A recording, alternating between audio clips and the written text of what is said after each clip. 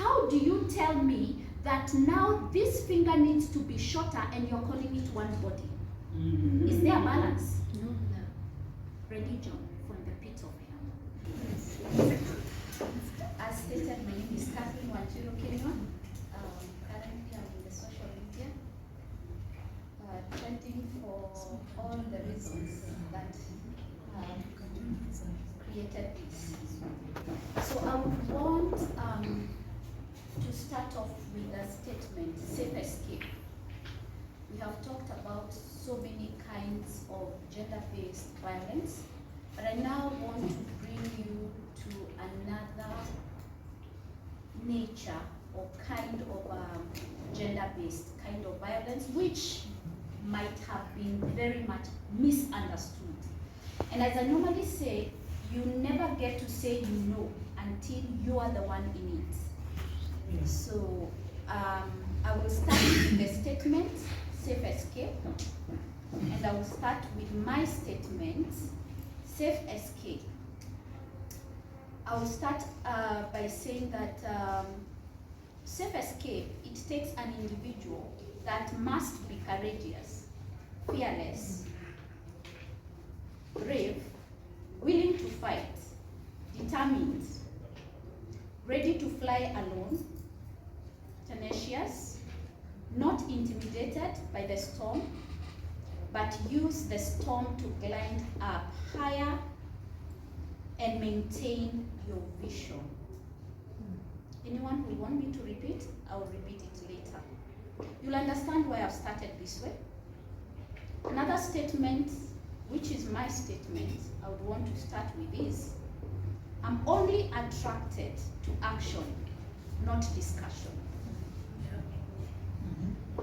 My third statement, which I have my statements, I would want to start with as well. Those are two.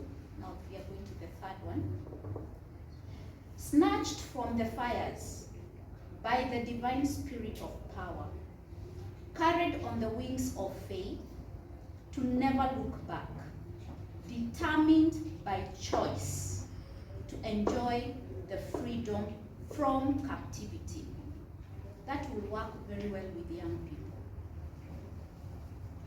Again, my name is Catherine Wanjiru Kirima. I'm 45 years of age. I've been married for 19 years, divorced for 2.5 years. This is my journey. I will start, I hope you've not forgotten, safe escape. That is the title of my statement. So people have really gone to the social media discussing on women being battered, abused. Before I think I came into the picture, women who have been battered, abused, died, have always been told they're very stupid. Why did you stay in the union of marriage?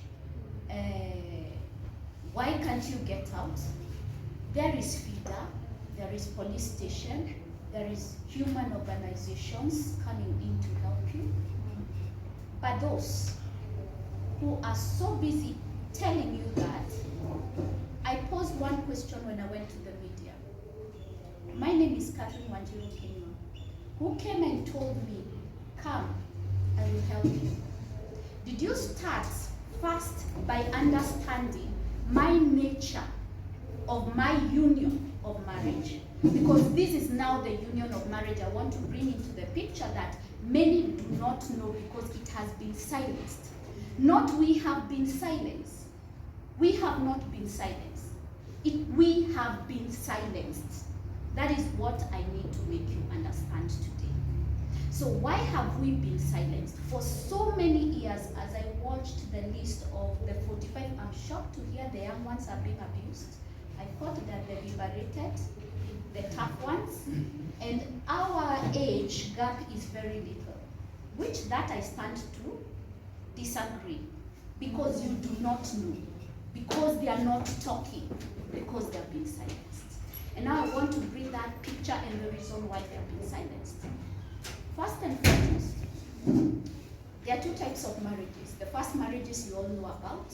You get in, you get married. It's easy to get out because if I feel I'm fed up with this man, I can easily walk out. The only shenanigans we get is insult, abuse, get out, I'm done.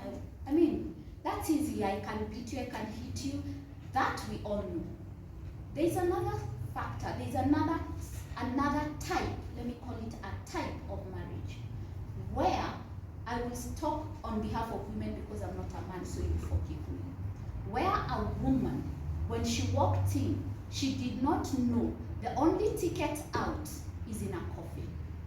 That has never been discussed. Ask me why it has never been discussed in this nation and in the continent of Africa. Who is willing to die for it? None whatsoever. Talk of the judges, talk of the lawyers, talk of the police force, talk of the organization. How far can you go to protect this person? First and foremost, did you even know they exist? To this day, as early as 2 months ago, I've been dealing with cases, this kind of cases. So, when I start my speech today, I felt this is a very good platform to really bring out why now I'm known.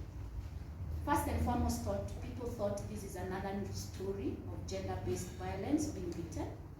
But I did not go to the media because I was abused or because I lost a whole chunk of hair in my forehead. No.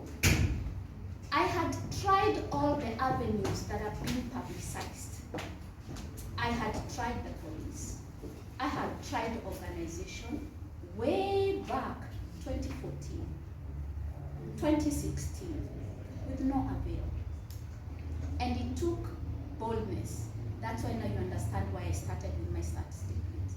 Because it doesn't take a simple woman to wake up and try to challenge a killer who has proven to you that he's capable of doing the same. I'll give you 3 instances, and as she allowed me, I told her I'm not going to give you my story to cry. You can catch up on my story on all the social medias, but I want to give you another version you never got to hear. When I went to the social media, way back in 2019, which people did not know, they came to know the later one. It's because I had attempted all avenues to get help. First and foremost, let me give you a small scenario of the police stations. Not only reporting, I was tracked 64 times. I would check it on my phone. I'm tracked, then you get a phone call from an OCS asking you, Catherine, why are you not leaving your house so that we can arrest you? Tukufungulie mashtaka. Ask me whether I have a booklet of obese, so when you tell these women go and report, how is their safety? Who is willing to jeopardize their safety? And who are you going to report to?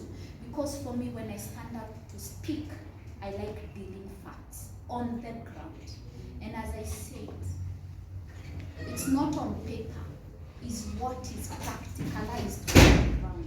And as this gentleman said, what is happening on the ground? Yeah?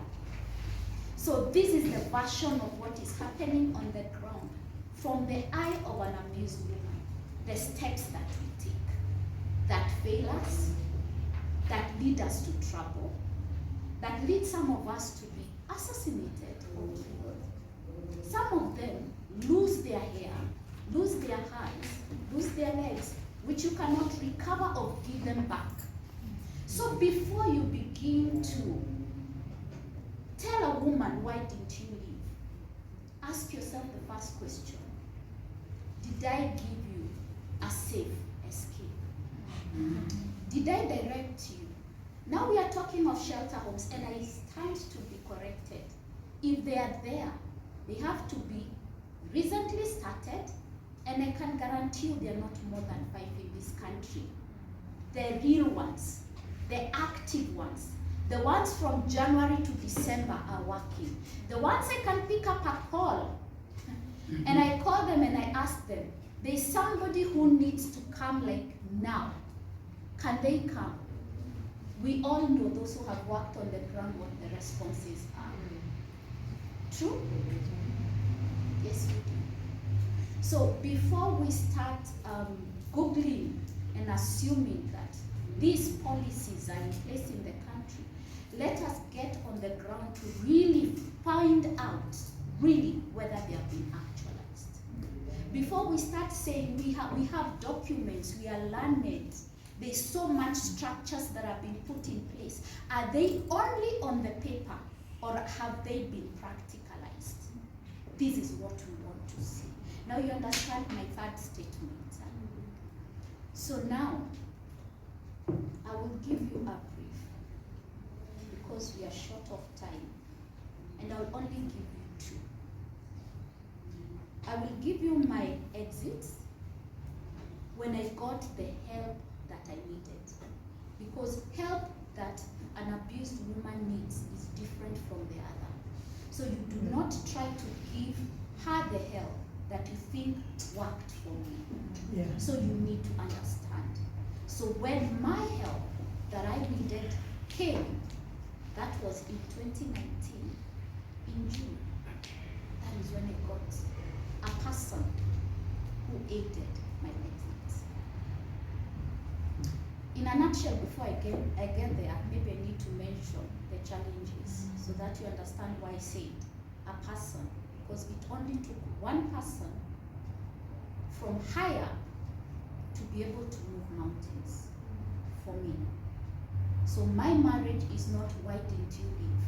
Because if it was that easy, I would have walked out when I was still pregnant with my 19-year-old daughter now.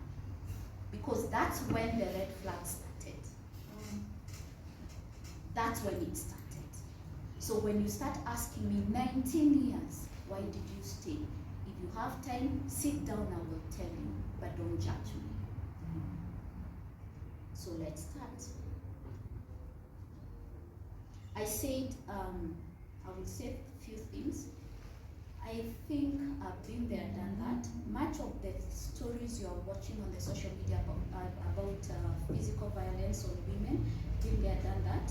So I don't need to mention. Maybe what I would want to just highlight is I've been battered, I've been cheated on, attempted murders, so many of them, including messing up my vehicle, having accidents on the road, being followed by bikers, not the borders, the BMs and the rest.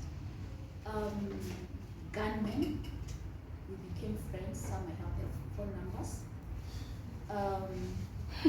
What else? My hair is closed now, I'm soon to show off my pretty face.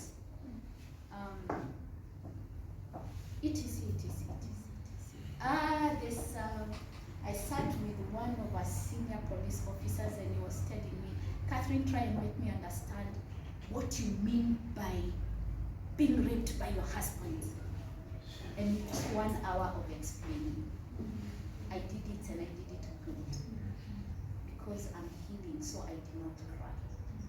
Yes, a married woman can be physically raped by the husband. So if you do not know, find time, I will tell you in details how that happens. So I will start with my 2 points, and these are the day I got my salvation to escape my union of the union of my marriage, as it's called, for me was freedom from captivity. So the first one, and first and foremost, from day one I was told you're not getting out. And the day you think or imagine, actually I was told the day you want to leave, I will kill you and your daughter. So how foolish can I get to start listening to some people who are so shallow-minded, telling me to get out? And that's why I kept saying in the social media, you're telling me to get out to where? Name, I answer. Oh, there is an NGO, been there, done that. Do you know what NGOs tell you for such kind of cases? We spend too much money on corruption cases. Your case, the amount of money we will spend, will have sold for about 20 people. So why should we take your case? Why should we take your case? By the time I was getting my divorce, no, let me not preempt, because this is step one, which you've not had before. So 2019 in June, I got the help that I needed. And by the time I was getting the help I needed, I had lost my millions from my bank account. I have lost the fleet of vehicles. I had lost 3 houses, and I was in the verge of losing the house that I'm currently living with my daughter and my mother, because my mother's house was also evicted by armed police officers. You have your titles, you have your logbooks, NTSA. So when I tell you been there, done that, government institutions telling me about laws, which laws do you have? Which ones are applicable? And you know why I'm so proud talking about it openly? Just because I have evidence. What if I didn't have evidence? Would you have believed me? Do you believe those? One lady said, you can't go to court. The first thing is what? Evidence. I had a file of evidence of infidelity, to mention just one, on my divorce proceeding. It is not in my judgment. But guess what? I was being represented by a woman organization. By the time my judgment was ending, I was on the 4th lawyer, corrupted. And you know why I'm so proud talking about it today? Because what I'm telling you, you can read it on my judgment. Because when I realized it was all hogwash and nonsense of legal and judicial, sorry to say, I realized, I decided, I was guided, thanks God, to some 2 friends. Catherine, go and write a statement of obey and a death declaration statement. So I have 2. Obey statement of what happened in my entire marriage, not everything. I highlighted what needs to appear so that you can get your divorce, granted your divorce. And I said, every time I said infidelity, evidence attached. Abuse, evidence attached. Guess what turned out? In my judgment, it was stated, but there was no evidence. Guess what is flooded in my judgment, which I have to leave for the rest of my life, reading and rethinking about it. Everything that man called me, every insult, every abuse, what he did was evidence that featured in my judgment. So which lawyer can explain to me how an insult can be factored as evidence? How does an evidence of an insult look like? It's in my judgment. I said I would state 2, only 2. So when I got my salvation, the journey to my liberation started. And so you know what happened was, my ex-husband, I managed the same police station that had been corrupted. From the OCS, they got a call from a very senior person. And for the first time when we showed up in that police station, I got the help that I needed. So they came to the house to arrest my husband because there was violence, the broken windows and all the stuff. Neighbors already now, they know what is happening. And they could not arrest the man. So he was begged. He said, Patrick, somebody said, mzee kuja tukaongea hii maneno kwa police station, kwa sababu tutakuacha hapa. Remember, don't forget, it took a senior who are so lucky to get seniors to make phone calls for things to move after 19 years. So he refused. And he pretended to be crazy. And so forgive me from when I refuse to agree.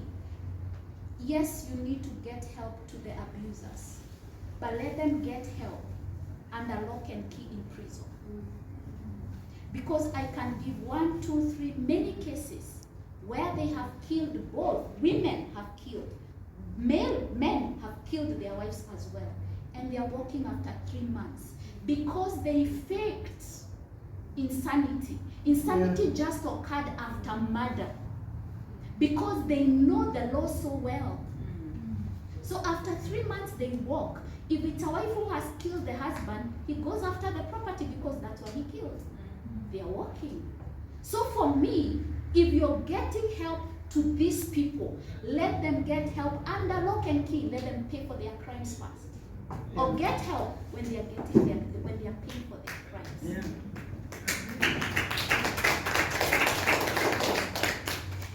So my help came.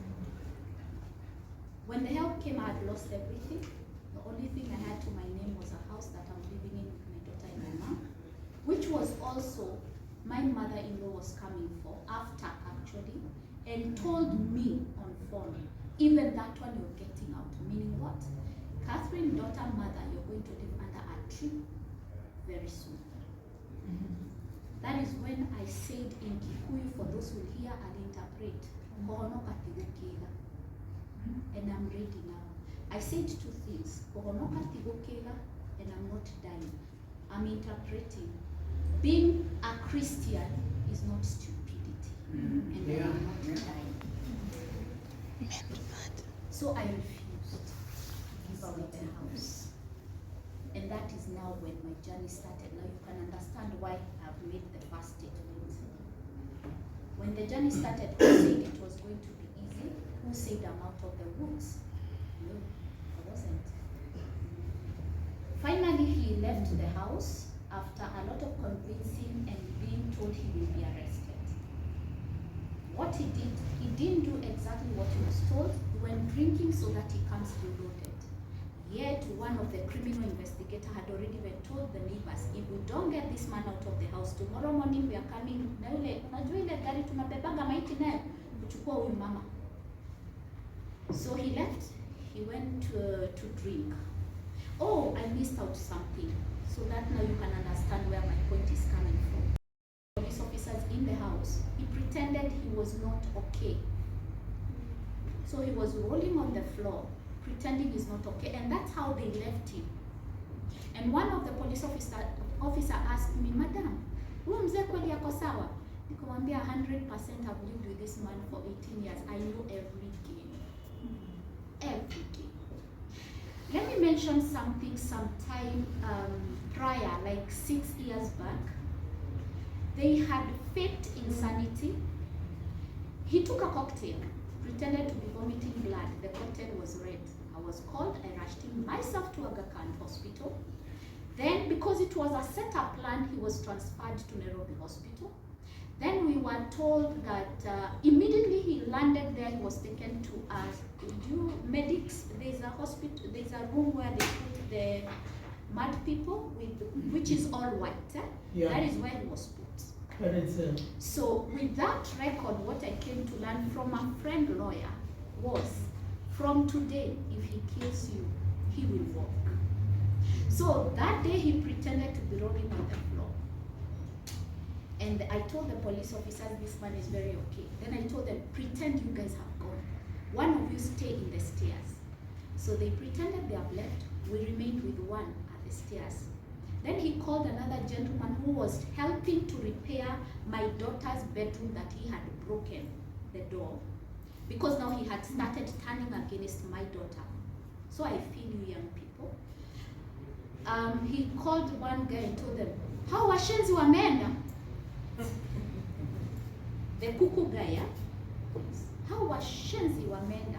So the police officer responded, apana, washenzi walikuwa wamengojea kuona kabisa kama wewe ni you're mad. So that's what happened. So when my journey started that day, there was no looking back. Irregardless, he was left.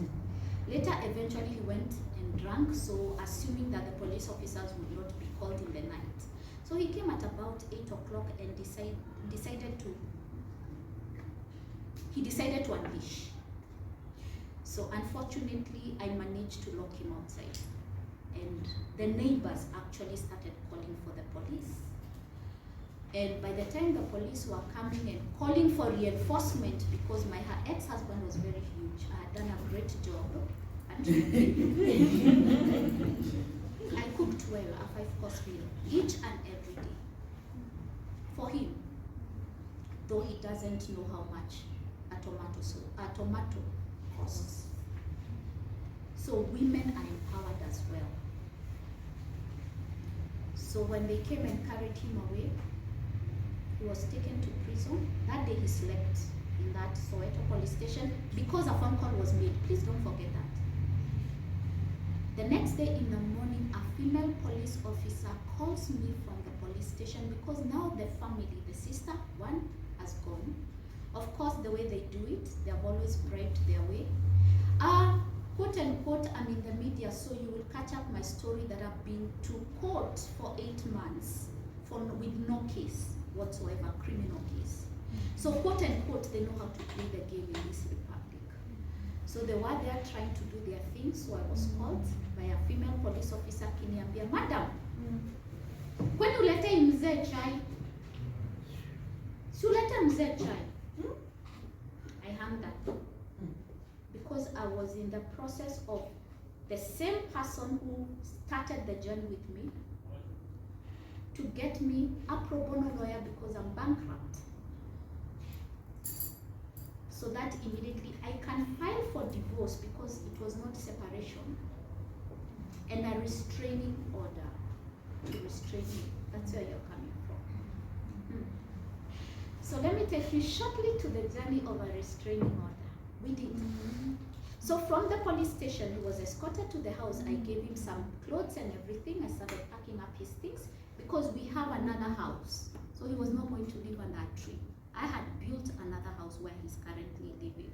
Near the mother, I cannot stay near the mother. So I stay in this house, you stay in the other house. So he went.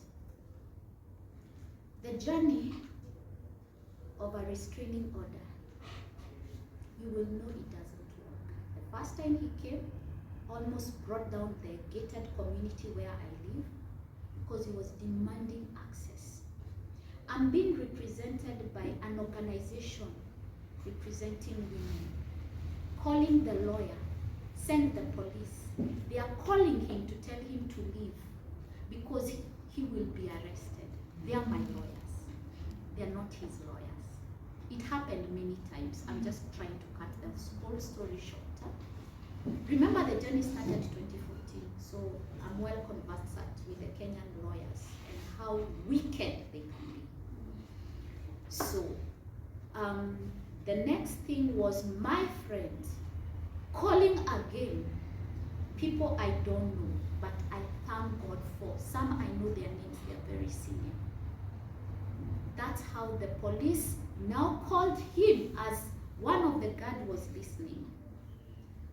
Unajua wakubwa wamepiga simu, toka hapa unakuja kushikwa. That's a cop warning him. That's how he left. Restraining order. It went on again and again. I have evidence. We are still in court for divorce. He was not arrested. You know what is supposed to happen after that? He was supposed to be arrested. He would have even served a year in prison. He's walking. So that was my journey. Long story short, a long court battle, of course, which was not supposed, I was not supposed to get my divorce alive. Kindly note. So the battle continued to make sure that this divorce will not happen. Fortunately, this is where the DCI came to my rescue. So now I would want to report that the police are very active. May I say the DCI are very active in helping women. So far we have helped enough.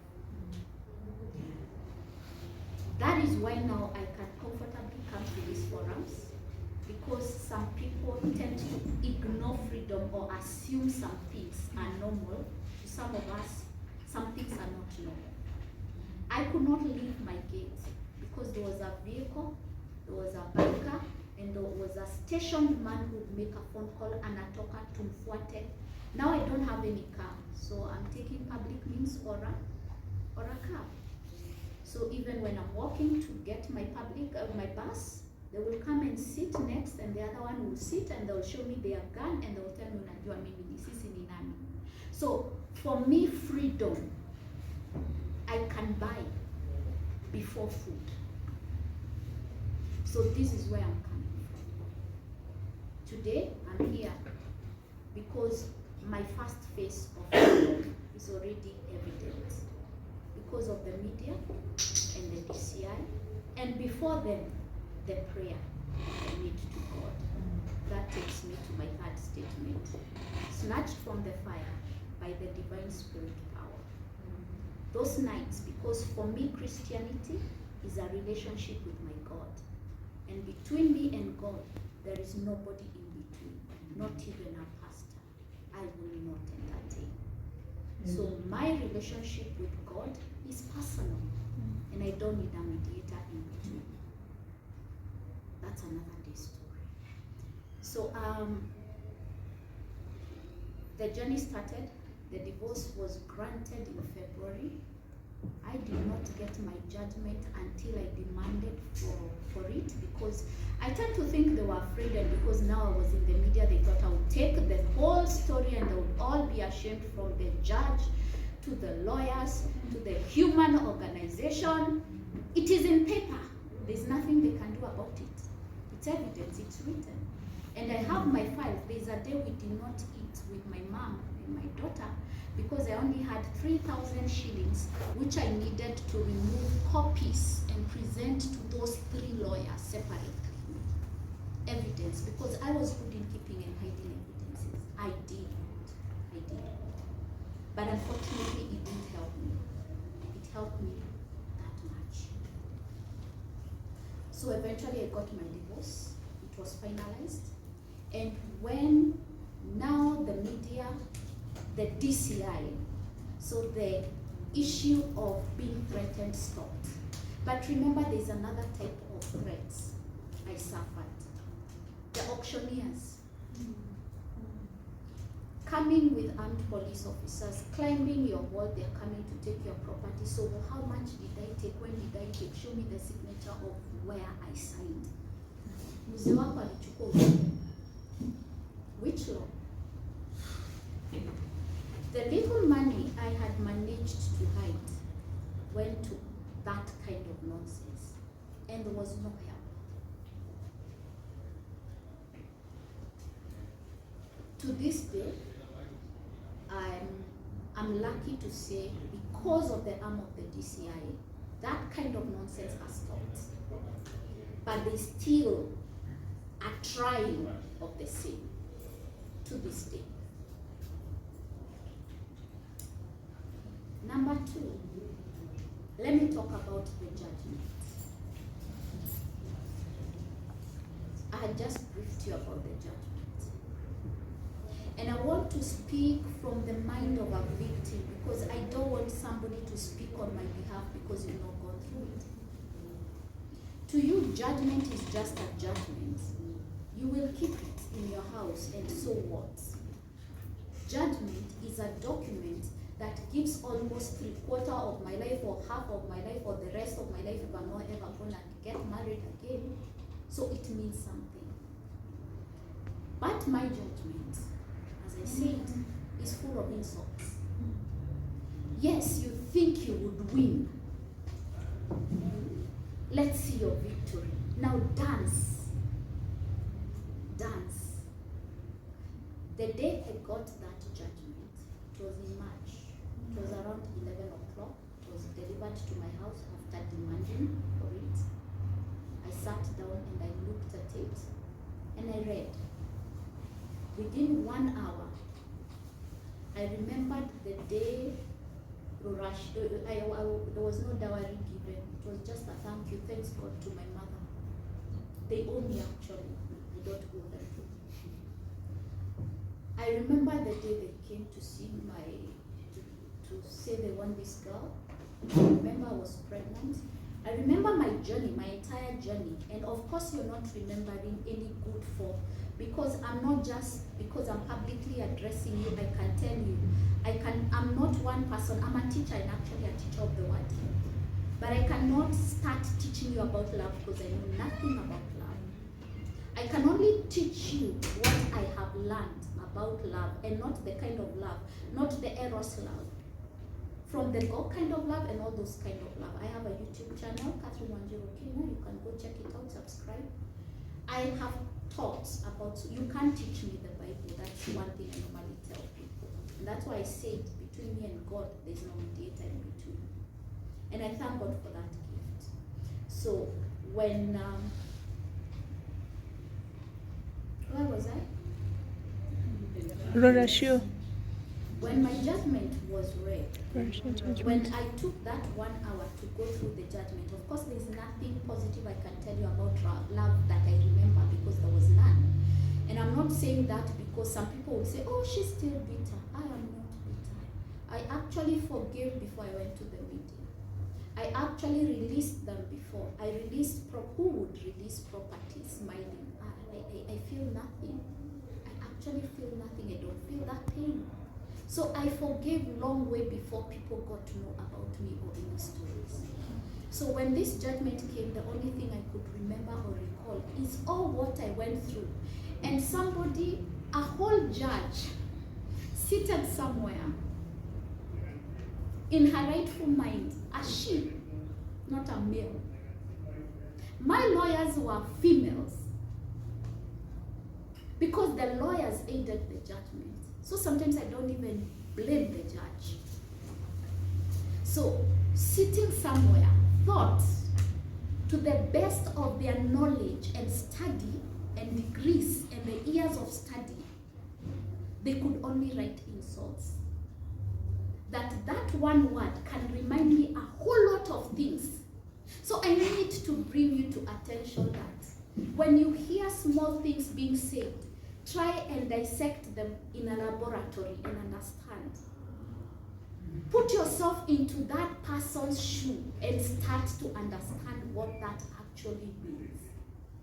So when you start insulting me in a judgment, and these are the same words that I have lived for all those years hearing and being actualized physically, and you're a judge in a country called Kenya, and you're being aided by lawyers in a country called Kenya, that makes me question the laws you claim to follow or they are written.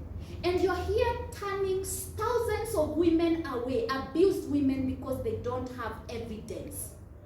What are you doing with those who have evidences? So many women, I've talked to them.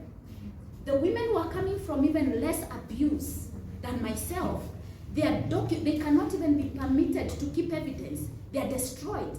But when I go to report, there is nothing that will be done, because the first thing is the law. You need evidence to go to court. How bait those who have evidence, and you lawyers have aided to remove them, to destroy, because you have been bribed.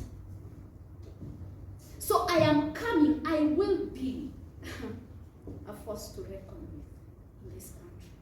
And I'm fearless unless I'm assassinated. And I've been there, done that. So I don't care. But I will make sure that what is put in paper by my sister Hidden Tears is actualized. Because this is the only language I know. I will walk in that police station when I'm being told there is, how did you call them? One-stop shop? Yes. Polycare. I want to walk there and see what is actually happening. After the obese statements, what next? Do I have, as my sister said there, do I have to keep on going?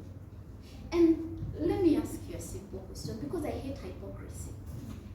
For even something to happen from a police station, for that investigation to happen, honestly, what do you need to do for it to happen? Let's be honest. I don't need to answer that. What happens? Thank you. Thank you. Yes, it will not happen. I've been on that road. I know. I'm helping others who have been on that road. So when you're telling an abused woman, why did you stay? Kindly first ask yourself, what have you done to aid her exit and her safety? In my closing,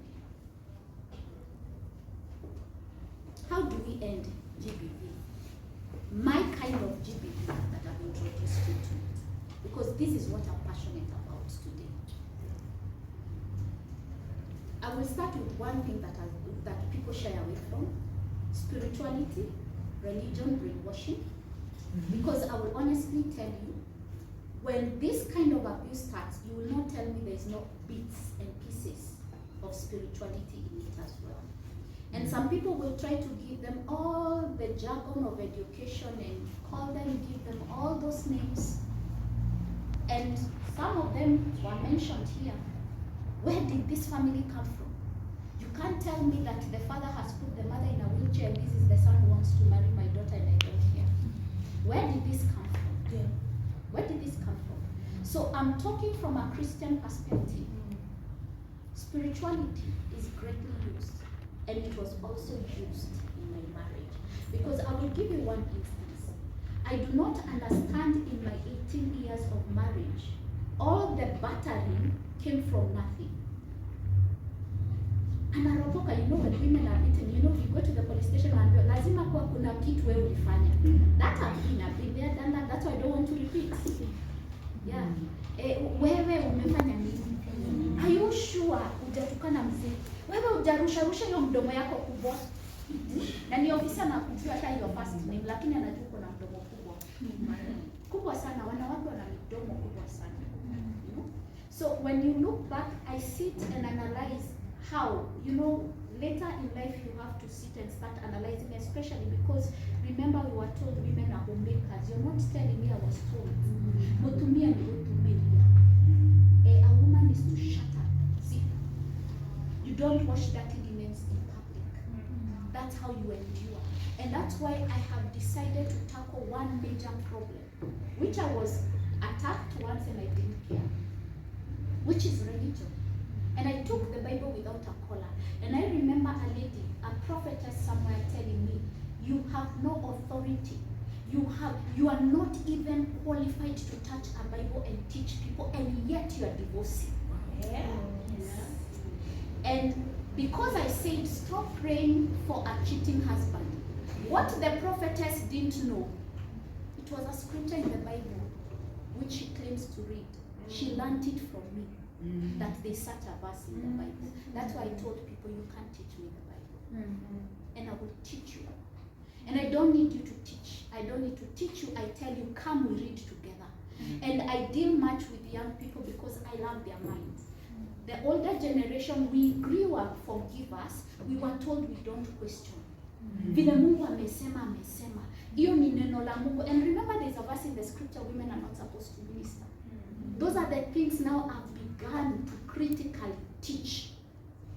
And I can guarantee you no one can challenge me. Because I took 19 years to study back to the origin of religion. That's how determined I was. Because we will say, we need, I told you, I don't want to deal paper. I want action. So from my platform, I'm bankrupt. But how can I start addressing this problem? I was grievously affected from the church. When we went to a pastor, my daughter has also spoken in the media, and she remembers a situation where we went and sat with pastor, who told my husband, who told me, mzee akikugonga hivi, it's a script in your Bible. Geuza hivi. And I did not know until my daughter talked 18 years that stuck with her, and she hated with a passion. Now she's changing that narrative. Because she could not understand this is a male pastor. You don't know what my male father has been doing to my mother. You are hearing stories. I have lived to watch. But I am supposed to turn the other cheek. And remember, we are going for help. I see help. And that is why I took upon myself now to educate women. This was not the original mindset of God. Yes. This is religion. And I'll categorically tell you, define it here and now. It's from the pit of hell. Religion is from the pit of hell. Because for me, I like calling it as it is, then challenge me. I'll give you scriptures. So this has to die. This religious mindset of enslaving women, it has to die. This tradition I've not embarked on that journey fully, but I'm trying to really go back to traditional cultures of where enslaving, these clauses of enslaving women started. I've not really studied that much, so I cannot discuss it. But I strongly believe the same way I have found out from the scriptures, it has been a lie. I strongly believe even that that tradition is a lie. Is a lie. It came from a patriarchy kind of mindset. And they said, this is our culture as Kikuyus. Women are supposed to be this, and men. But I want to define it from the biblical perspective. Yes, male came first, female followed. But do not be fooled. The male has a role, the female has a role. And by the end of the day, they are one body. Look at my fingers today. These fingers are the same, true? So if we are calling this one body, they are two. They have come together, true? That's what the Bible says, true? So if these two fingers have come together to become one, how do you tell me that now this finger needs to be shorter and you're calling it one body? Is there a balance? No. Religion from the pit of hell. You need to have revelation. For the Christians who are seated here, need to cultivate wisdom and have learn when you're studying the Bible, kindly ask God to give you the spirit of revelation and understanding in wisdom, knowledge, and understanding of his word, because he wrote that word. Minus that, you're preaching nothing, you're teaching nothing. So any kind of setting where you sit to be told that male and female, or the female should be lower than the male. There is no such things. The roles define us. The roles, I repeat, define us. And even in this defining of roles, there is no such role that has said this one is lesser than the other. Because of my female role and your male role is what makes us one body and function in completion, and it brings balance to the world. Because without, the reason why the world is ailing is because of lack of balance. And lack of balance has started from where? Disunion. Why? Because of lack of knowledge. So as I conclude, I don't know whether I've concluded, how do we end GBV? So I started spirituality, religion, and brainwashing. The second one is mindset. As I'm glad what you're doing, because you need to educate people. They need to be educated. This organization now needs to start educating, especially young ones, so that as they are growing up, they have a different mindset, so that they are not manipulated by religion and tradition. And why do I say religion and tradition? From the aspect of degrading either party, whether male or female. But let's be honest, we're in Kenya, in Africa. Who are degraded in church? Women. Yeah. So let's just deal with facts, because me, I like dealing facts. So we need to kill that narrative by educating them. The second one is clear and public information of where genuine physical help can be found, e.g. safe houses. We don't need to go and advertise safe houses. I've done that practically, and that's why I'm bold to say that. I've told you I receive phone calls, so many of them, of people really genuinely needing the kind of help of getting a safe house. And all the numbers you're being given of safe houses, you call them even at 7 in the evening. They tell you, oh yes, the houses are there, but we are not in a position to host the person. Till when, we do not know, till further notice. So let us be honest. And that's why I said, if they are safe houses, I can guarantee you they're not more than 5 active ones. And I'm assuming they might as well be seasonal. They are active but seasonal. Number 4, security. You do not tell a woman trying to escape abuse, physical abuse, to get out without security. Where is the muscle coming from to protect this woman? Judicial. You're not telling a woman that you can offer help without first finding out where the legal aid and help is coming from. And I can tell you, because I've started walking this journey, though not in line with my career, but I have to do it because it's a passion now and it's a fire. I've realized that even security help is better, far much better now than judicial. Because to this day, I've not managed to get anyone who can stand. You know, when I'm addressing you, Lillian, and you tell me that this is the organization you're starting, I need to see the fire. I need to see what drives you. Because what drives you is what gives me confirmation that surely this thing will physically work. I have not seen any lawyer, any judge who can tell you, minus money, I'm going to help you fight this battle. None whatsoever. And that's why it is so easy, even if you're my lawyer today, and we are in court with him, because he has money, he can easily manipulate you. And by the end of the day, you're no longer my lawyer, you're just my lawyer in proxy. Period. Number 4, as I don't want to repeat that, that is the family ministry. I had thought of that. Patriarchy, I will not mention that. Perpetrators, I've already said my mind, I've spoken my mind, so I'll not repeat that as well. Yes, they need to be behind bars before they can get whatever help they claim they need to get. Because from where I'm sitting, I've witnessed enough of lies. Yes, so it would be very difficult to convince me that actually that person had a problem, unless it was spiritual from religion brainwash, because now actively it's working because of the pastors who are after properties. Yes, so they intrude families and destroy lives.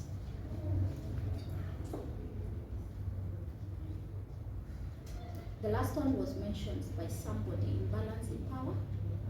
Yeah, that need also to be addressed.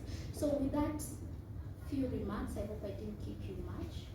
I believe that for me, the slogan to any organization that is waking up to really help this country and Africa to sort out this matter, be attracted to action. Let your key word be action, not discussion. We have sat for so long in discussions, showcasing our brain energy, and we have not actualized it.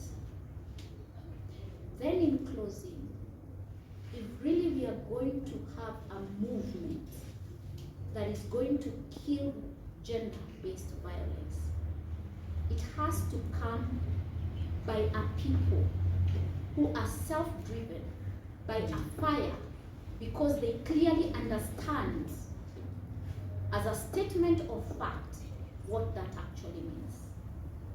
Thank you.